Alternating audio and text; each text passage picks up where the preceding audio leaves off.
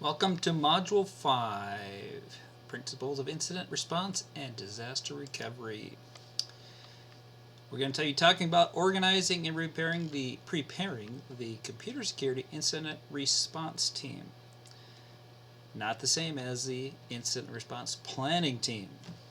And we'll make sure we understand that one review question. If we look at the review questions at the end, that was one that brings up some interesting understanding. So this module basically describes the computer security incident response team, what it does, what kind of skills are needed, and some operating philosophies, procedures, how do we get people, how do we choose the people and train them, get them actually deployed, ready to go. And a little discussion of how they interact with the Security Operations Center when you may be wanting to outsource some operations. Outsourcing is something you always have to consider. It generally saves you money, but there are risks involved with that. The IR, incident response, they are responding. They are the reaction team. And they have different names. Sometimes the incident response team, the emergency response team, or just the IR team. They are the ones that first they get a notification that there is an incident, there's some break-in, there is a virus on the network. We've got to get control of this. What do we do? People, get going. We need you off whatever project now. Let's come and stop this. And get back to normal operations. Somewhere along the line, you have to figure out what happened, and you have to decide, are we going to prosecute, or are we just going to keep track of that for next time? Because we don't want it to happen again. That's the after-action review part of it. Sometimes they're an informal team. Sometimes they're very formal on-call professionals. That is their main job and focus. It gets more expensive that way as you have the specific focus. But in a large organization, you may be able to afford that because you have high-value assets. You have IT people, of course, and security professionals. They're going to be doing other things because hopefully you're not having incidents every day. So having people doing other things, or you're outsourcing them and you're only calling them for help when they're needed. If it's someone in-house and it's an emergency, well, you drop what you're doing. Just like if there's a fire, you have people that are on the fire squad. They jump, grab the fire extinguishers, run to the fire. These are your IT firefighters. Carnegie has some steps in developing your team. And remember, you may have different people cycling through your team. So if you have a good, clear, here's the steps that we do to develop our team, as you have new people on it, they may need to know where you're at in your plan. We're pretending that we don't have a team yet, and we're going to develop one, including the plan. So of course, you've got to get management to buy in and agree to hire the people or to give people those responsibilities, or it's not going to get done. Determine your strategic plan. That's something you could probably look at a template for. What does a basic routine need to do? And of course, gather information about your company. What specific things do we know? The structure of our information. Not only the network diagrams, the layout of your building, software plans, a lot of things. So you better have people that know what's happening in the company. You get new people on the team.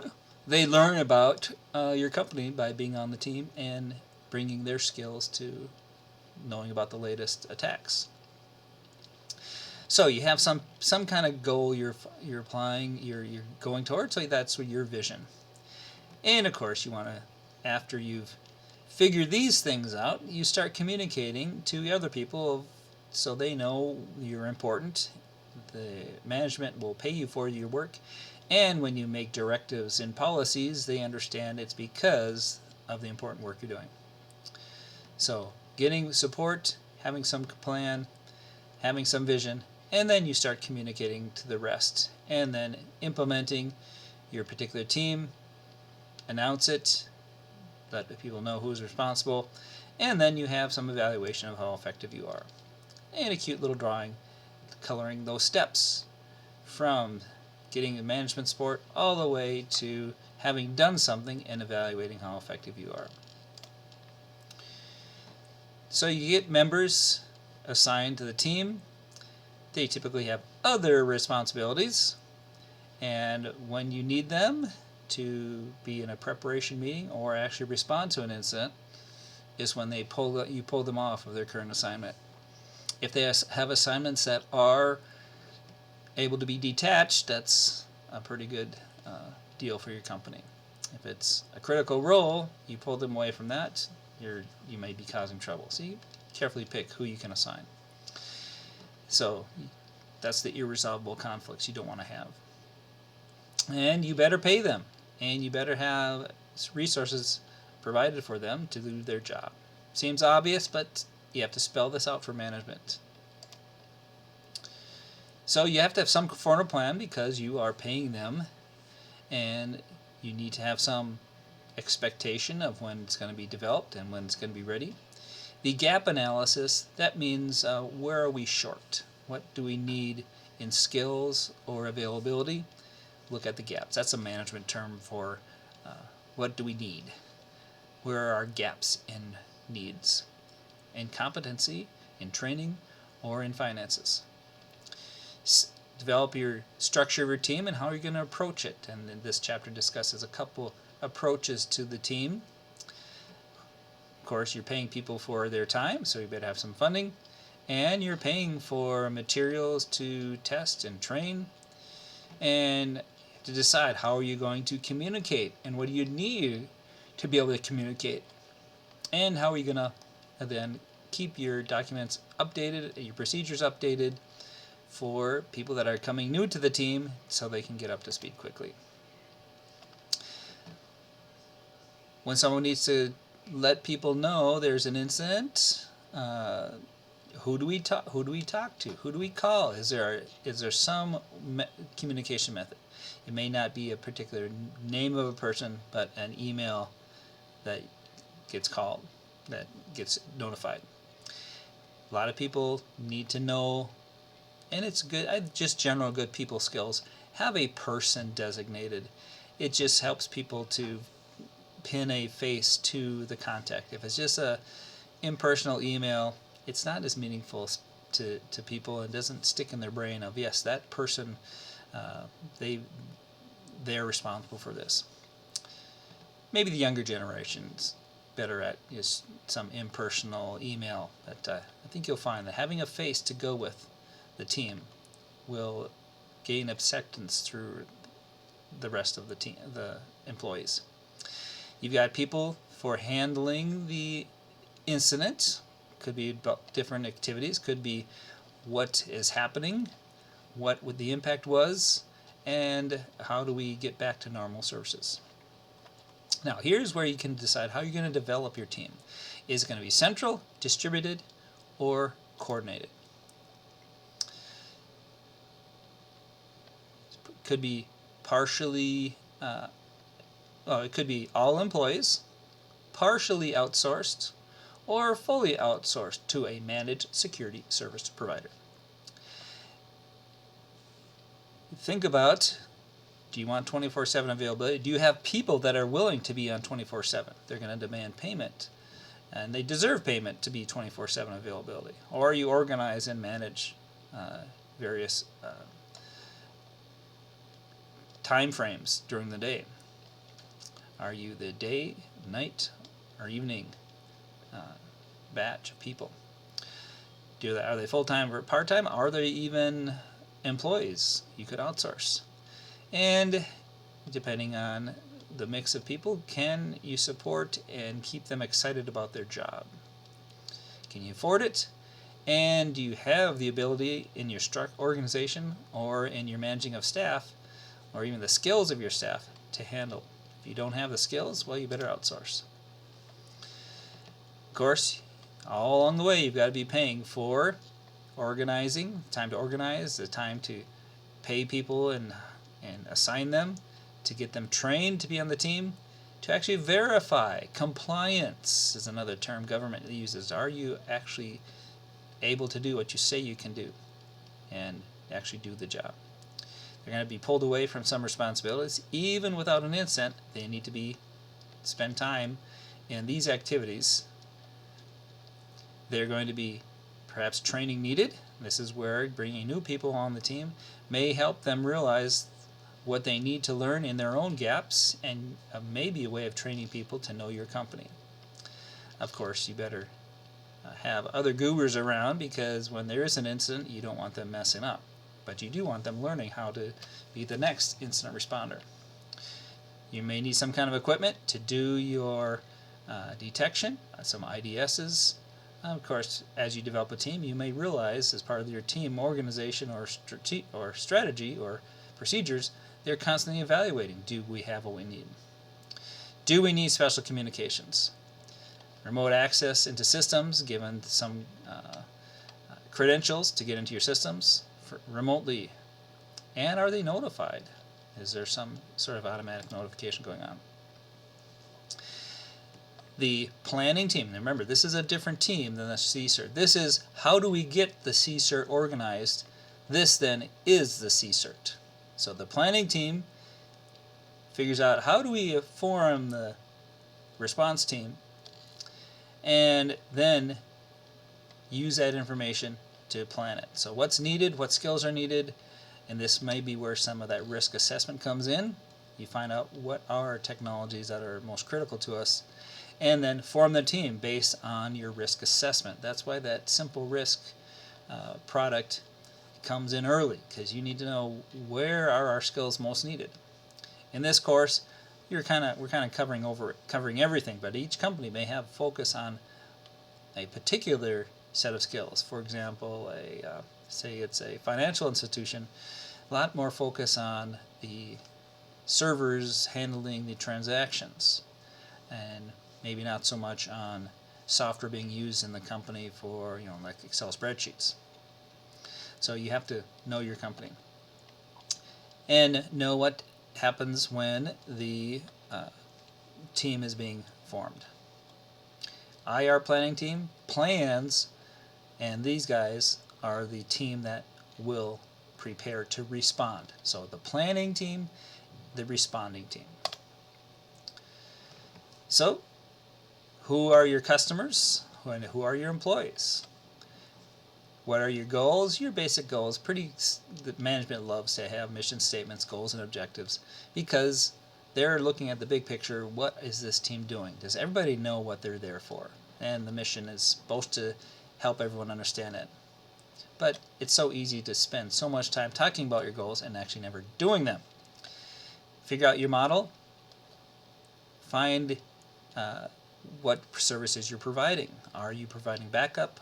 Or are you outsourcing that? What services are you doing?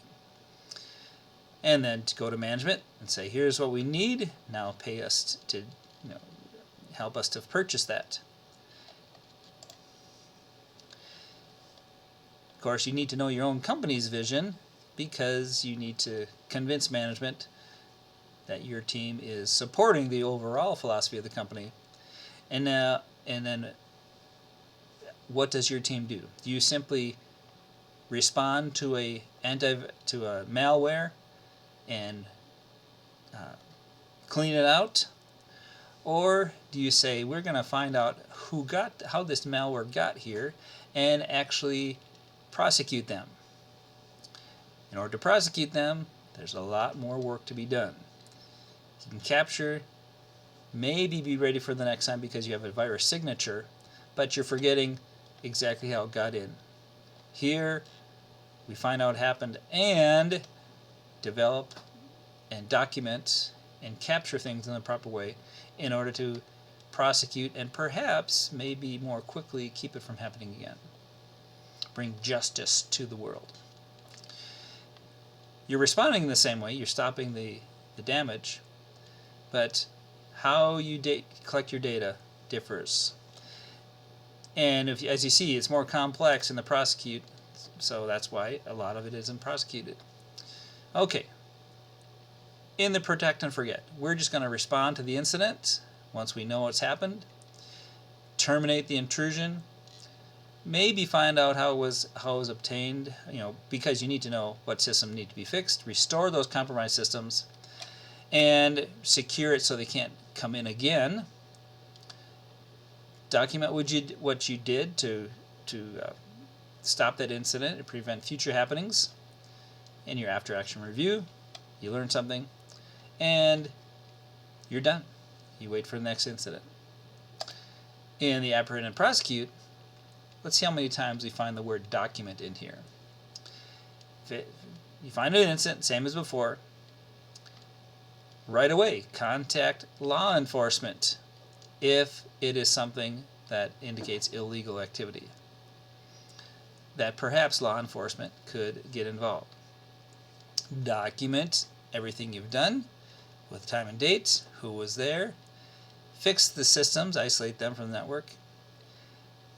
Perhaps with a little honeypot and the intruder still in, entice them into some way so you can track who they are, and document their activity with proof. Once you're in the system, secure where they got, and collect that evidence. More documentation. And of course, terminate the intrusion. So a lot more work here. Document then what happened to the systems so you can prove damages. Restore them. Secure the system just like the others.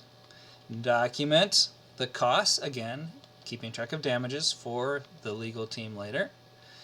All the logs gathered and documented and stored, because you need chain of custody if you're going to prosecute. If you do not have a reliable chain of custody, good luck trying to prosecute. You may have some lessons learned, but without legal and carefully documented logs, you're not going to be able to prosecute. And of course, tell management what happened. So you can see the apprehend and prosecute, how much more work is involved in that, explains why many of the malware activities are not prosecuted, because it's a lot of work to prove what they did. You can have suspicion, and you can cast suspicion on people, but without the full proof and the chain of custody, good luck. So we're responding to a team, you're doing incident response, but usually that's not the only thing they're doing. They're reacting, that's the incident response, but then they're planning to keep it from happening again, and they're noticing problems in the procedures or systems that allow things to get through, so there's more activities. So typical incident response, you simply manage the vulnerabilities, protect the systems, but then you prepare for handling future intrusions. Perhaps you say, if we had a more comprehensive security information and event management, we could handle these and track these. And there are actually systems that do this, just help you track the activity.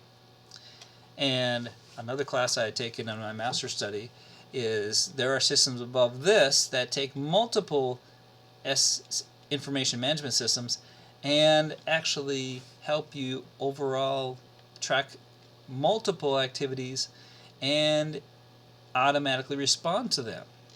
That's another level of preparation. You figure out, how do we decide what to spend our money on, what's the most likely damage, how we can get back to business, can we keep others aware of this, and can we purchase more tools that will either protect or not be harmed by the malware because they're impervious to it. They don't have those bugs, or if the bugs occur in a system, they are unaffected. So lots of activities and services that you can provide to the company. Just tell them, hey, watch out for these things. Here's the thing we're vulnerable to. Let's decide what we're going to do about that. Let people know when you have intrusions. Give people aware of what to watch for. Don't click on those emails. Just keeping up with the technology. What's new out there for either breaking in or protecting our system. And of course, you're constantly going to be updating your systems. There will be system updates that need to be patched. Okay, just a little knowledge check here. Take a little break, sit back. What is not a common consideration when organizing funding of a CSIRT? Is it budgeting for retreats? Is it budgeting for training? Is it budgeting for equipment? Or is it budgeting for time employees spend away on the team? Well, of course. Who spends time thinking about retreats and recruiting bonuses? That's the last thing they think about. They're more worried about the others. But I think as a manager, you would think, does that help with the morale part? Help people feel ownership, feel appreciated, give them some kind of bonus. If you think this is important, you have to give incentives. Okay, we're going to communicate your plan, communicating the plan to the team and then to the rest of the company. Management has to say, hey, this is an important team. We're going to pay you to be on it, and at department meetings, you mention them as people who are important to our company. If there's been a success, you highlight it to the rest of the people, and you let people, we have that special parking spot for the team, and some positive things that they've done and how they're protecting their company. And they're going to get funded by management. Appreciated and funded by management.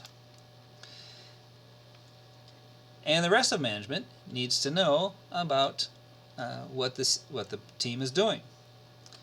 That'll help grease the skids for additional funding and make it part of normal operations. You got to bring it as part of normal business. Anything new to a business, it's going to take some time to get management to agree to it, to buy into it, and have it become part of normal operation. Okay, got to implement the team now. Well, we've got to get our staff. Got to recruit people. You give them that vision, and you have that little brochure. You have management saying, hey, we need people on this team, and we have bonuses for this. People got to be convinced that it's going to look good on their resume for future raises. Might have immediate bonus, immediate recognition. Might be some equipment needed, even just meeting rooms. You start spending the time, or this is where I would need the big bonus, is developing the policies. Hopefully someone else does that. I'd rather read the policies and understand the technical side, because I focus on the technical things myself. But you have to keep track of, how are people going to be, how do they understand our policies? I've got to get other people on my side, so you got to get the policies in place. Other members need to communicate, and we need to, remember, we're working with multiple people. We need to share information, and that's where the tracking system comes in. What has happened? Where is it happening? Maybe you can actually, with some tracking of history, realize that one particular area in the company is the most vulnerable. So there's a cute little drawing of those steps. From recruiting people to tracking and being ready to respond to an incident. Okay, and then we have the team. Now it's got to tell the rest of the company, hey, we're ready. Here's what happens. When we have an incident, here's who to contact. What their goals are for the rest of the company, what they're doing, when they're available, and who are either the phone numbers to call or emails, and the people that are the contacts. Because this team will change over time as people come and go from the company or change their responsibilities, you have to regularly review this and be part of the company's SETA program. Now I forgot what SETA means. How do you know if you're being effective? This is the compliance, the government compliance, or testing, verification. Well, you have some sort of test. You have a little exercise you go through. Somewhere can you measure how soon someone responded, some measure of did they find the system that had the flaw in it, and find out where you came up short. Did people ignore that email or not detect something, and in the response, did it happen in a timely way? And you have that after action review. How did things go? What could we have done better? Everybody reviews their action, recommends some kind of updates. You're not talking about blame, but you're talking about, hey, how can we improve what happened? And you don't use the word fail. You use the words could have done better, or we may have been able to respond more quickly to something. Using failed and words like that just get people up in defense and casting blame, rather than thinking, okay, you're not blaming me, you're asking me how I could have responded more quickly. How could we have accomplished the restoring operations? Oh, if you hadn't called me at 3 in the morning, I had someone else on call, or if we had some automated system that did something while I was on my way in. Hey, if you'd give me remote access and not make it so hard for me to get authorization into a system, might have paid me more. Then I don't have to have that side job where I couldn't come and respond to this. So, training for future staff, you can review, hey, how have we done improvements? Get them in on the idea part. So this is where you can have your new people getting trained. They're not messing up in the response. They're in the point of reviewing a response and seeing what they could have done if they were in that place. And little by little, be able to serve on the team, come with a fresh look at how this can work. Then they bring the close to the actions, and now we're back in normal operations. So those 8 steps that we saw way back beginning here, where's that 8-step list? There's this protect and forget. So there's the general steps in the operation. Okay, back to where I was now. That was the end of step 8. Well, now that we've evaluated, now we sort of have more evaluation. Our performance measure. What do we use to measure? Those are the metrics, the measurements. How do we measure? Well, first of all, let's see what other measures are being used by other teams. That's where we go online. Get comments, just stories of what happened, what do they think could do better. Some sort of surveys.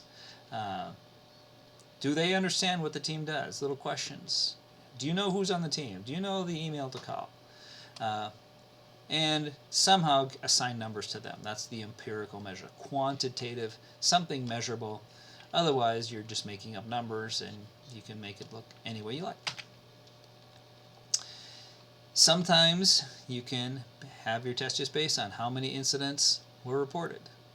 Well, how about how soon we responded to the incidents? Now, it still depends on how bad an incident was. If it's a similar incident to some other company's team or something last year, perhaps maybe it's meaningful. But because technology is changing so often, it's going to be hard to make it completely quantifiable. How soon did we get it resolved, or is it still hanging out there? Is it the same incident happening all the time? It shouldn't. Hopefully it shouldn't. And your basic cost-benefit analysis of any company. We're paying all these people on this team.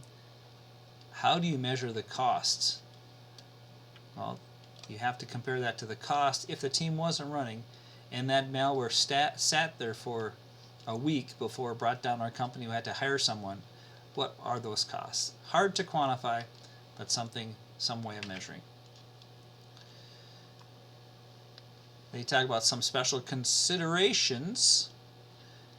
Well, you got your security operations center. Their job is generally keep the system running.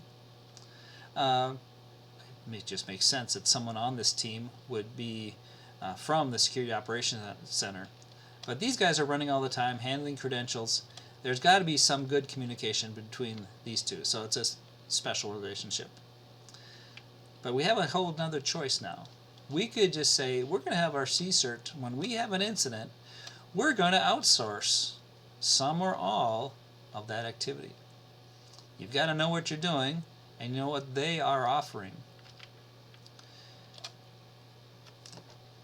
So the Security Operations Center manages your day-to-day. They know what needs to happen. They know about firewall administration.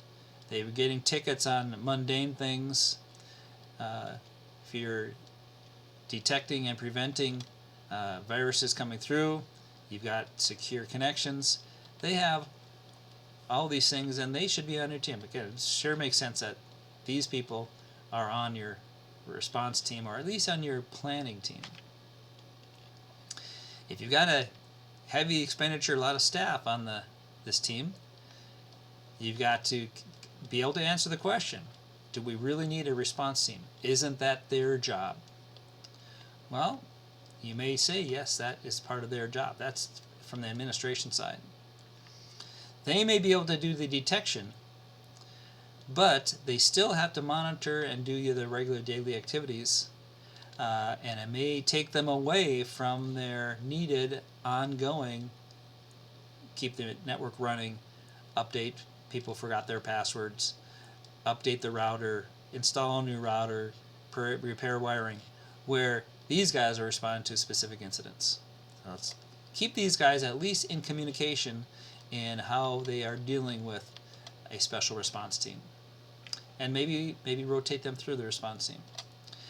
This is scary, outsourcing your response team. You can have companies that know about firewalls and your intrusion detection systems, IDSs, they're so good at it that they can provide services to other organizations. You're giving up your in-house skills if you do that. And if that outsourcer is unavailable because they are busy with another customer, you're hung out to dry unless you have someone that can at least fix something and maybe interact with your consultants. So here's just a quick table of comparing the outsourcing advantages and disadvantages. You have professional people. You may not have control over what they're learning. They're doing it 24/7. You're paying them for that. But can you trust them? Are you giving organizational information to a company that maybe you better have some kind of agreement with them about non-disclosure. Should be able to get early notification of problems because they see other companies dealing with the same problem, but they know about what they know, and other companies like that may have a whole set of different equipment. So generally, financially, you're kind of locked in because there's some learning curve and some cost at getting that outsourced company in. They may have lots of good formal reports because that's their expertise, but when they're done, we don't have anybody to do those services. These guys know what equipment to buy, and they know the standard equipment. You may want some customized servers that these guys don't support because they haven't been trained on specifics. You're not hiring anybody, but you are paying contracting fees, so you have those providers. And if there is a problem at multiple companies, who gets their services? Well, it's going to be the bigger companies, not the small-time companies. Okay, little knowledge check here, a little brain break. Which steps come later than other steps? Gathering information, communicating the vision, designing the vision, determining the strategic plan. Well, we can't have a vision without gathering some information. We can't communicate the vision without having it. And we really can't have the vision without a strategic plan. So B comes after you've got the information and some design and strategy. So yes, you communicate last. Okay, so in summary, the CSIRT, Computer Security Incident Response Team, they're responsible for responding to incidents. Could be informal or a formal part of information security management. You need formal management support, those champions, or you will not be paid for the hard work. And you need a formal plan, or people are going to be confused and you won't know what they're paying them for. You need to have competent people trained in the skills, and find out as you're developing your team who has those skills, and if they don't, develop it or get some consultants in as part of it. You need some contact. You need a representative for employees when an incident has occurred. You don't just need a help number that you leave a answering machine. People are going to be very tentative about knowing if you're really responding, if you leave a message for someone. You need a live chat or someone, a face to put to the team. You got to financially support it. You got to make sure you can test it to prove compliance to government, and have some way of updating the plan, some way of collecting information in an effective way. Good communicators to get everyone fired up. Yes, this is an important thing. And you have to have people that can objectively assess your effectiveness by testing and somehow coming up with meaningful measurements.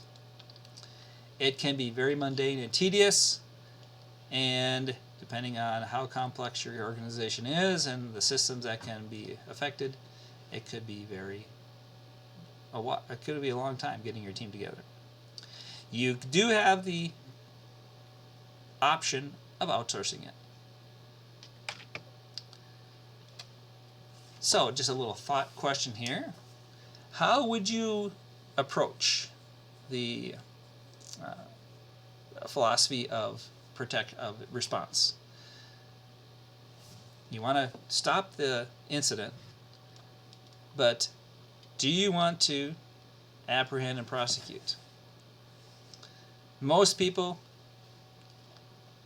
because this can be difficult and time-consuming, are not so much worried about apprehend and prosecute because of the effort needed. Well, depending on your organization and the kind of information you have, the one advantage of apprehend and prosecute, in my mind, is that may be more effective in the long run at protecting your company, and you're helping others not to be affected. Here, protecting your company, it's leaving the hackers to attack somebody else. If you actually can stop and prosecute those that are causing the damage, you are doing the world a favor as well as stopping it for your own company. Is it worth it? Perhaps you could, by doing this, get a reputation as someone that's helping the world, and maybe build a consulting company or organization that is appreciated by more than your own company for apprehending and prosecuting. So it's a potential business approach. Well, I hope you enjoyed that quick look at Module 5 from the Whitman book, Principles of Incident Response and Disaster Recovery.